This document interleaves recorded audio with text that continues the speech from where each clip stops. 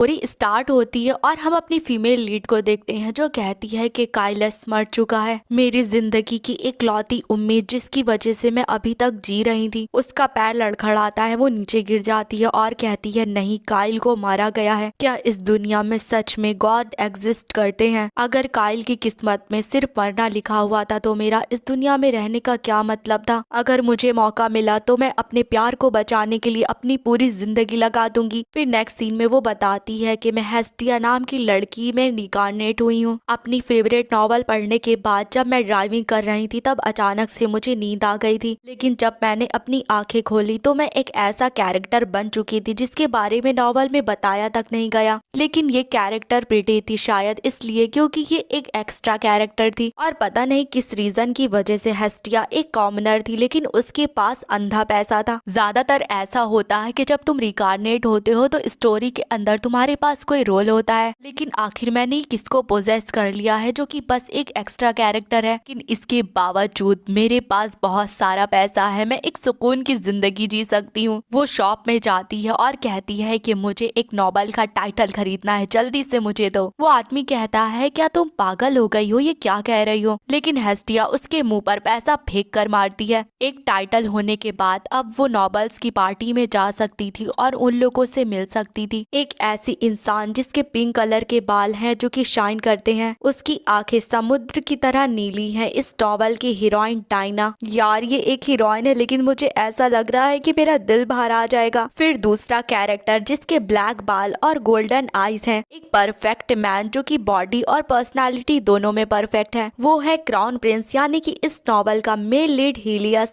Novel की author ने अपने फैंस को मद्देनजर रखते हुए एक black heard male lead choose करा। अपने पसंदीदा नॉवल के कैरेक्टर को अपने सामने देख पाना कितनी ज्यादा अच्छी बात है। और तीसरा कैरेक्टर है एक कोल्ड पर्सनालिटी वाला जो कि अपने गोल को हासिल करने के लिए मुश्किल फैसले लेता है। इस दुनिया का सबसे स्वीटेस्ट इंसान जिसको हर लड़की पसंद करती है, एक ऐसा इंसान जो कि तुम्हें पूरे यूनिवर्स में कहीं नहीं मिलेगा। नॉवल का सेकंड मेल प्रोटैगनिस्ट काइलस। हाँ ये बात बिल्कुल सही है, मेरा ब्यास, मेरा फेवरेट, मैं तुमसे बहुत प्यार करती हूँ। मैंने इस पार्टी में आने के लिए अपने बहुत सारा पैसा खर्च करा है। ये एक आर्ट म्यूजियम की तरह है जहाँ पर मैं अपनी फेवरेट पेंटिंग्स देख पा रही हूँ और मैं सिर्फ एक लौती ऐसी नहीं हूँ बल्कि सभी ये बात सोच रहे हैं। हालांकि मैं बस एक साइड कैरेक्टर हूँ जो कि उन लोगों को हेलो तक नहीं कर सकती। मैं बस इतना कर सकती हूँ कि दूर से अपने फेवरेट कैरेक्टर्स को देखूं, भले ही मैं इस कहानी में हूँ या फिर नहीं, ये कहानी अपने हिसाब से चलेगी। एक ऐसी सेंट जिसके पास हीलिंग एबिलिटीज है, उसका नाम है डायना, गॉड की डिसाइपल जो हमेशा कमजोरों के साथ खड़ी रही और उन्हें प्यार दिया। ऐसी लड़की के लिए हीलियस यानी एक क्राउन प्रिंस और उसका बेस्ट फ्रेंड काइलस दोनों उसके प्यार में पड़ गए। हीलियस डायना से कहता है तुम बिल्कुल सही हो, मुझे खुद को ज्वाइन करने की इजाजत दो। काइलस कहता है और ये बात मत भूलना, मैं भी हमेशा तुम्हारे साथ खड़ा हूँ डायना। और हेस्टिया फिर से बताती है और जाहिर सी बात है इस नॉवल के अंदर एक विलन भी है, ड्यूक ऑर्कस की बेटी प्रिंसेस लैटेना। उसकी फैमिली के पास इतनी ज्यादा पावर है कि एम्परर भी उससे डरते हैं। उसके पास इतनी ताकत है कि वो हीलियस से शादी कर कर एक एम्प्रेस बन सकती है। वो पार्टी में डायना की बेइज्जती करती है क्योंकि डायना बस एक कॉमनर है, लेकिन हीलियस और काइलस दोनों लोग आकर उसे संभालते हैं। लैटेना कहती है कि अगर तुम नहीं चाहते हो कि ड्यूक ऑर्कस एक नई स्थापना करे तो तुम्हारे लिए यही समझदारी होगी कि तुम मुझसे शादी कर लो। हेस्टिया सोचती है नॉबल के शब्दों से ही पूरा राज्य परिवार हिल जाता है। इस वजह से एक प्रिंस को बिना अपनी मर्जी से एक लड़की से शादी करनी पड़ती है, लेकिन मेरा प्यारा काइलस उसने इस मामले को अपने हाथ में ले लिया, वो भी अपने बेस्ट फ्रेंड और उस लड़की के लिए जिससे वो प्यार करता है। ड्यूक के करप्शन और गुनाहों को रोकने के लिए उसने उनकी चाय में जहर मिला दिया। और तुम्हें क्या लगता है कि उसके बाद तीनों लोग साथ में खुशी खुशी रहने लगे? और देखते हैं इस वजह से डायना काइलस पर चिल्लाते हुए कहती है तुम ऐसा कैसे कर सकते हो? काइलस उसको समझाने की कोशिश करता है। डायना कहती है कि मुझे तुम्हारे कोई बहाने नहीं सुनने, भले ही वो जितना गुनहगार हो लेकिन तुम्हारे पास ऐसा करने का हक नहीं है। मैं तुम्हारा चेहरा नहीं देखना चाहती हूँ, इसलिए दफा हो जाओ यहाँ से। और हेस्टिया बताती है कि उस इंसिडेंट ने डायना और काइलस का रिश्ता पूरी तरह से खत्म कर दिया और ओरिजिनल स्टोरी जैसे चलनी चाहिए थी हीलियस और डायना की अंत में शादी हो गई। इस नॉवल के अंदर आए हुए 1 साल हो चुका है। फाइनली मैं एंडिंग को देख रही हूँ। इस एंडिंग के लिए एक एक्स्ट्रा होने के नाते मैंने कुछ भी नहीं करा। क्या आप ऐसा पॉसिबल हो सकता है कि मैं अपनी दुनिया में वापस चली जाऊं। हालांकि हीरोइन हमेशा मेन लीड को ही मिलती है। मैं उम्मीद करती हूँ कि मेरा प्यारा कायल भी अपनी खुशी ढूंढ ले। मुझे याद है जब मैंने नॉवल पढ़ी थी तो मैं बहुत ज्यादा रो रही थी। तुम बहुत ज्यादा इंटेलिजेंट हो, मुझे उम्मीद है तुम अपने पुराने प्यार को पकड़े हुए नहीं रहोगे। अपने उस टूटे हुए दिल के दर्द को जाने दो और अपनी जिंदगी फक्र के साथ जियो। जैसा कि मैंने उम्मीद करी थी, कायल शादी में नहीं आया लेकिन मैं उसका चेहरा देखना चाहती थी। मुझे उम्मीद है कि मैं अपनी दुनिया में वापस चली जाऊंगी और तुम अपनी जिंदगी अच्छे से जियोगे। मुझे यही उम्मीद थी, लेकिन 1 साल बाद मैं अपने उस प्यार से दोबारा मिली और हम दोनों ही उस वक्त मौत की कगार पर खड़े हुए थे। फिर हेस्टिया बताती है जब हीलियस और डायना की शादी हो गई तब मैं अपने घर वापस आ गई। आखिरकार कहानी खत्म हो गई। मुझे इस बात की खुशी है, बेरोजगार होने के बावजूद मैं इतनी अमीर जिंदगी जी सकी। मैं वापस जाकर अपने दोस्तों और परिवार से मिलूंगी। वैसे भी कोई मेरी बात का भरोसा नहीं करेगा। ये क्या हो रहा है, इतनी देर हो गई, मैं अभी तक अपनी दुनिया में वापस क्यों नहीं गई? अरे हाँ, अभी तो दिन खत्म भी नहीं हुआ है, सुबह उठूंगी तो वापस चली जाऊंगी। ऐसे ही करते करते 1 दिन, 2 दिन, 3 दिन, 1 महीना बीत गया और उसके बाद 1 साल बीत गया। लेकिन मैं अभी तक इसी नॉवल में फंसी हुई हूँ। कहानी का एंड तो कब का हो चुका है, आखिर मैं वापस क्यों नहीं जा पा रही? हेस्टिया के पास जितना भी पैसा था वो सारा का सारा खत्म हो गया था और एंडिंग होने के बाद उसके पास कोई और रास्ता नहीं था सिवाय माउंटेन्स में रहने के। वो सोचती है कि क्या मैं इसको अपनी जिंदगी कह भी सकती हूँ? एक ऐसी दुनिया जहाँ पर मेरे पास कोई परिवार नहीं है, कोई दोस्त नहीं है, कोई मुझे जानता भी नहीं है। मैं एक स्ट्रेंजर की जिंदगी जी रही हूँ, मेरे पास कोई फ्यूचर भी नहीं है। लेकिन मुझे इससे भी ज्यादा दर्दनाक एक चीज पता चली। मैंने न्यूज़पेपर में देखा कि कालिस ने खुद को मारने की बहुत बार कोशिश करी। उसे एक बहुत बड़ा शौक लगा था कि उसके बेस्ट फ्रेंड ने उसे छोड़ दिया और उस लड़की ने भी जिससे वो प्यार करता था उसकी जीने की उम्मीद टूट चुकी थी। यहाँ पर कुछ तो गलत हो रहा है। मैंने तो दुआ करी थी कि तुम हमेशा खुश रहो। मैं हर रात ये दुआ कर कर सोती थी कि जब मैं अपनी आंखें खोलूं तो मुझे जानी पहचानी जगह नजर आए और मेरी आंखें खोलने के बाद मेरे हाथ में एक नॉवल हो जिसके अंदर कायल की हैप्पी एंडिंग लिखी हो। लेकिन जब मैं अपनी आंखें खोलती तो रियलिटी मेरे मुंह पर एक जोर का तमाचा खींच कर मारती। नेक्स्ट सीन में वो जंगल की तरफ जा रही थी और कह रही थी, तुम मुझे इस तरह से परेशान क्यों कर रहे हो? अगर मैं वापस नहीं जा सकती तो क्या खुशी की जिंदगी भी नहीं जी सकती? फिर मैं अभी तक क्या कर रही हूँ? मैं इस दुनिया में क्या करने के लिए आई हूँ? मेरे पास सिर्फ एक ही रास्ता है, मुझे इस दुनिया से गायब हो जाना चाहिए। लेकिन तभी उसके सामने काइलिस आकर खड़ा हो जाता है। हेस्टिया सोचती है क्या मैं कोई सपना देख रही हूँ? काइलिस उसको देखते ही वहाँ से जाने लगता है। तभी हेस्टिया उसे आवाज लगाती है और सोचती है ये सच में काइल है, इसका मतलब मैं कोई सपना नहीं देख रही हूँ। लेकिन तभी एक बटलर और कुछ गार्ड्स काइलिस को वहाँ पर ढूंढने के लिए आ जाते हैं। लेकिन उन लोगों को देखने से पहले काइलिस हेस्टिया के साथ पेड़ के पीछे छुप जाता है। हेस्टिया सोचती है ये क्या हो रहा है, क्या सच में मैं इस वक्त अपनी प्यार की बाहों में हूँ? फिर वो लोग वहाँ से चले जाते हैं और काइल उसे छोड़ता हुआ कहता है माफ करना, मैं बहुत जल्दी में था। हेस्टिया कहती है लेकिन तुम्हारा कौन पीछा कर रहा है, क्या मैं तुम्हारी किसी तरह से मदद कर सकती हूँ? फिर वो उसे अपने घर में लेकर आती है और कहती है मैं यहाँ पर अकेली रहती हूँ, ये जगह थोड़ी खराब लग सकती है, हालांकि यहाँ पर आने का रास्ता मुश्किल है इसलिए हमें कोई भी नहीं ढूंढ पाएगा। काइलिस कहता है कि तुम्हें परेशान करने के लिए मुझे माफ कर देना। हेस्टिया सोचती है अगर मुझे पता होता है ये आने वाला है तो मैं सफाई कर लेती। लेकिन क्या सच में कोई सपना नहीं है, क्योंकि इस जैसा महान नॉवल इस वक्त मेरी आंखों के सामने है, मेरी ही चेयर के ऊपर बैठा है। वो काइलिस से कहती है वैसे क्या तुम मुझे बता सकते हो कि जंगल में क्या हुआ था? अगर तुम्हारे लिए कहना मुश्किल है तो कोई बात नहीं। काइलिस कहता है कि तुम कह रही थी कि तुम चाहती हो कि तुम इस दुनिया से गायब हो जाओ। जिस तरह से तुम इन जंगलों के अंदर रह रही हो ऐसा लगता है कि तुम्हारी सिचुएशन बहुत खराब है जिसे तुम रिवील नहीं कर सकती। हेस्टिया सोचती है काइल की बातों ने मेरी छिपी बातों को उजागर कर दिया। वो काइलिस से कहती है क्योंकि मैं नहीं जानती कि मेरा परिवार और मेरे दोस्त कहाँ पर है, मैं उन्हें देख नहीं सकती हूँ और अपनी खुद की कंट्री वापस भी नहीं जा सकती। मुझे उम्मीद थी कि मैं वापस जा सकूंगी लेकिन मेरी उम्मीद गायब हो चुकी है। काइलिस कहता है कि ऐसा लगता है कि हम दोनों एक जैसे हैं, मेरे भी दोस्त और मेरे प्यार ने मुझे छोड़ दिया और मैं भी वापस नहीं जा सकता, हालांकि मुझे लगता है कि मौत इससे ज्यादा बेहतर होगी। हेस्टिया कहती है बिल्कुल भी नहीं, मैं जानती हूँ ये मुश्किल है लेकिन मैंने भी कभी मरने के बारे में नहीं सोचा। काइलिस कहता है कि इसका मतलब तुम मुझसे ज्यादा स्ट्रांग हो। हेस्टिया सोचती है कि मेरा स्ट्रांग जेंटल काइल एक सेकंड में लीड होने के नाते अब बहुत ज्यादा दुखी हो चुका था। वो बहुत ज्यादा कमजोर कमजोर और दुबला नजर आ रहा था। लगता है वो सही से खाना भी नहीं खा रहा। वो भले ही सेकंड मेल लीड था लेकिन मेरी नजर में वो बहुत ज्यादा ब्राइट था और मैं दोबारा से उस ब्राइट काइलिस को देखना चाहती हूँ। वो काइलिस से कहती है तुम यहीं पर इंतजार करो, मैं अभी वापस आती हूँ। वो सोचती है शायद काइल की मदद करने के लिए मैं अभी तक यहाँ पर रुकी हुई हूँ। सबसे पहले मैं उसे बहुत अच्छा खाना खिलाऊंगी, उसके बाद उससे कहूंगी कि वो जाकर अच्छे से नींद ले ले और मैं उसको ये बात बताऊंगी भले ही कोई फीमेल लीड या मेल लीड ना हो लेकिन यहाँ पर कोई ऐसा इंसान है जो सच में तुमसे बहुत प्यार करता है। लेकिन वो जैसे ही वापस पहुंचकर अपने सामने देखती है जहाँ पर काइल ने खुद की जान ले ली थी और वो सोचती है मैंने सोचा था कि मैं उससे कहूंगी चलो साथ में रहते हैं। नहीं काइल, ऐसा नहीं हो सकता, प्लीज उठ जाओ। और उस पल मुझे ये बात रियलाइज हुई कि मैं इस दुनिया में क्यों आई हूँ। टेबल के ऊपर उसका लिखा हुआ एक अपॉलजी लेटर रखा था। उसकी मौत के बाद मुझे मुआवजा मिल जाएगा और उसके ऊपर काइल के सिग्नेचर थे। काइल की मौत की खबर न्यूज़पेपर के सबसे पहले पेज पर थी लेकिन वो जल्दी ही भुला दी जाएगी और ऐसा ही हुआ। उसके ऊपर जल्दी ही डायना और हिलियस का स्कैंडल आ गया कि क्राउन प्रिंस और प्रिंसेस के बीच में लड़ाई हुई है, ये किंगडम किस तरफ जा रहा है। मुझे बहुत ज्यादा गुस्सा आ रहा है। 2 सालों के बाद इन लोगों का प्यार इतनी जल्दी ठंडा पड़ गया तो फिर काइल के मरने का क्या मतलब। मेरा गुस्सा मुझे खाए जा रहा था। मेरी जिंदगी में इतनी निराशा भर गई थी कि मेरे पास खुद का ख्याल रखने की भी ताकत नहीं थी। वो चर्च में जा रही थी लेकिन तभी किसी से टकरा जाती है। वो आदमी कहता है ओए जरा देख कर चलो कि तुम्हारे आसपास कौन चल रहा है। वो लड़की कहती है कि कोई बात नहीं, ये हर रोज इसी तरह चर्च आकर मंडराती रहती है। कितना अच्छा होता अगर सेंट यहाँ पर होती, लेकिन जब से वो क्राउन प्रिंसेस बनी है वो यहाँ पर नहीं आई। क्या ऐसा हो सकता है कि उसका स्टेटस ऊंचा होने की वजह से अब वो हम जैसे कॉमनर से नहीं मिलना चाहती। एस्टिया सोचती है इस दुनिया में मेरी सिर्फ एक लौती उम्मीद काइलिस था लेकिन अब काइलिस इस दुनिया में नहीं है। उसने अपने हाथों से खुद को मार डाला। नहीं, काइलिस ने खुद को नहीं मारा है, इन लोगों ने उसको तकलीफ पहुंचाई है, उसका मर्डर हुआ है। अगर गॉड सच में एग्जिस्ट करते हैं तो मेरी मदद करिए क्योंकि मैं अपने प्यार को बचाने के लिए अपनी पूरी जिंदगी लगा दूंगी। उसके ऐसा कहते ही रोशनी चमकने लगती है। फिर नेक्स्ट सीन में अचानक से उसकी आँख खुलती है। वो सोचती है बेड तो सॉफ्ट है और ये सीलिंग भी जानी पहचानी है। ये तो कॉटेज में जाने से पहले वाला मेरा कमरा है। मैं तो टेम्पल में बेहोश हो गई थी। क्या प्रीस्ट मुझे यहाँ पर लेकर आया है? नहीं, वो लोग मुझे नहीं जानते। अगर जानते भी होते तो मैं कॉटेज में ही होती। लेकिन ऐसा कैसे हो सकता है? मेरी बॉडी में कोई चोट नहीं है, मैं बहुत हल्का महसूस कर रही हूँ। ये तो तब की बात है जब मेरी बॉडी बहुत हेल्दी हुआ करती थी। वो अचानक से खिड़की खोलकर बाहर देखती है तो बाहर बहुत जश्न हो रहा था। हेस्टिया सोचती है कि मैं ये दिन जानती हूँ, ये वही दिन है जिस दिन हिलियस और डायना की शादी हुई थी। क्या मैं वक्त में वापस आ गई हूँ नॉवल के उस हिस्से में जब नॉवल एंड हो गई थी? नहीं, ये इन बातों के फिक्र करने का वक्त नहीं है। आज वो दिन है जब डायना और हिलियस की शादी होगी और ये वही वक्त है जब काइलिस खुद को मारने की कोशिश करने वाला है। वो कैरेज के पास जाकर कहती है मुझे इस वक्त मार्केस काइलिस के स्टेट में ले चलो। वो आदमी कहता है अभी मेरे पास वक्त नहीं है, लेकिन हेस्टिया उसके मुंह पर पैसे खींच कर मारती है और कैरेज में बैठी सोच रही थी अगर मुझे दूसरा मौका मिला है तो इस बार मैं डायना को काइलिस को नुकसान पहुंचाने नहीं दूंगी। अगर मेन लीड ने अपने जोशीलेपन से डायना को अपनी तरफ अट्रैक्ट करा तो काइलिस एक ठंडी हवा की तरह था जो कि शांत रहकर उसके साथ रहता था। लेकिन डायना ने कभी भी उसके इस प्यार की कद्र नहीं करी। वो मैंशन के बाहर पहुंच जाती है और उन गार्ड से कहती है मुझे अंदर जाने दो, मुझे मार्कस काइलिस से कुछ जरूरी बात करनी है। वो बेचारा गार्ड कांप रहा था लेकिन उसके बावजूद कहता है कि ये ऐसी जगह नहीं है जहाँ तुम फ्रीली अंदर जा सकती हो। हेस्टिया कहती है देखो वहाँ पर लेडी डायना आई है। दोनों लोग उस तरफ देखने लगते हैं। हेस्टिया भागकर जल्दी से अंदर चली जाती है और कहती है माफ करना लेकिन इस वक्त मुझे कोई नहीं रोक सकता। और वो जाते हुए सोच रही थी कि डायना के लिए काइल ने बहुत कुछ किया लेकिन उसे बदले में आखिर क्या मिला। वो उस फ्लोर के पास पहुंचती है जहाँ दरवाजे के बाहर बटलर खड़ा हुआ था। वो जाकर धड़ाम से दरवाजा खोल देती है और मार्कस कहकर चिल्लाती है। वो सामने देखती है जहाँ पर काइल बस खुद के चाकू मारने ही वाला था। काइल उसको देखकर कहता है कि तुम कौन हो? हेस्टिया सोचती है लगता है मैं सही समय पर पहुंच गई। मैं इतना चाहती हूँ कि डायना को काइलिस को छोड़ने का पछतावा हो। वो जाकर काइलिस को जोर का धक्का मारती है जिस वजह से उसके हाथ से चाकू छूट जाता है। काइलिस जाकर पीछे गिरता है और हेस्टिया कहती है मेरा नाम हेस्टिया है और मैं यहाँ पर मार्गनेस यानी कि आपकी पत्नी बनने के लिए आई हूँ। फिर नेक्स्ट सीन में हमें बताया जाता है यूरेस यानी कि यहाँ का बटलर वो पिछली जनरेशन से मार्कस फैमिली को सपोर्ट कर रहा है। जब काइलिस छोटा था तो वो काइलिस को अपने बच्चे की तरह ट्रीट करता था। भले ही उसके भरोसे करने वाले लोग ने उसे छोड़ दिया हो, लेकिन इसके बावजूद वो मार्कस होने की अपनी जिम्मेदारियों को नहीं निभा रहा था। एक बटलर होने के नाते बटलर को भरोसा था कि काइलिस जल्दी ही ठीक हो जाएगा, लेकिन उसका पूरा कमरा बिखर गया। उसने खुद को मारने की कोशिश करी। फिर दिन दहाड़े एक लड़की आई जिसने कि उसके ऊपर ढाबा बोल दिया, और सिर्फ इतना ही नहीं बल्कि उस लड़की ने काइलिस को प्रपोज तक कर दिया। करंट सिचुएशन को संभालने के लिए बटलर का दिमाग अभी बहुत ज्यादा कमजोर था, लेकिन सिर्फ इतना ही नहीं बल्कि हेस्टिया की भी कुछ ऐसी ही हालत हो रही थी। वो सोचती है मैं क्या करूं, मेरा ऐसा इरादा नहीं था, बस मैं चाहती थी कि कोई रास्ता ढूंढूं ताकि तुम्हें मरते हुए ना देखूं। एंजल हेस्टिया उससे कहती है तुमने बिल्कुल सही करा क्योंकि तुमने नॉवल को पढ़ा है। डीमन हेस्टिया कहती है ऑफ कोर्स, ये सब कुछ तुम अपने प्यारे काइलिस के लिए कर रही हो। काइलिस कहता है क्या कहा तुमने शादी? हेस्टिया कहती है वो दरअसल माफ करना, मेरा ये मतलब नहीं था। काइलिस हंसने लगता है और कहता है कि ये इतनी भी बड़ी बात नहीं है, मुझे लगता है कि अब मुझे हासिल करना सबके लिए बहुत आसान है। हेस्टिया उससे कहने जा रही थी ऐसी बात नहीं है, मैं तो बस तुम्हें बचाना चाहती थी। काइलिस कहता है कि जैसी तुम्हारी मर्जी वैसा करो। ये सुनने के बाद तो बटलर के चेहरे की हवाइयां उड़ जाती हैं। काइलिस कहता है क्या तुम मार्कस नहीं बनना चाहती हो? तुम्हारी जैसी मर्जी वैसा करो। हेस्टिया घबराते हुए सोचती है कोई फर्क नहीं पड़ता, मैं क्या करूँ, ये सिचुएशन शादी की तरफ ही ले जाएगी। काइलिस कहता है कि तुम्हें जिस चीज की भी जरूरत है इस बारे में बटलर से बात करो। बटलर कहता है लेकिन रुक जाइए मास्टर, मुझे कुछ भी समझ में नहीं आ रहा। लेकिन काइलिस उन दोनों को धक्के मारकर बाहर निकाल देता है।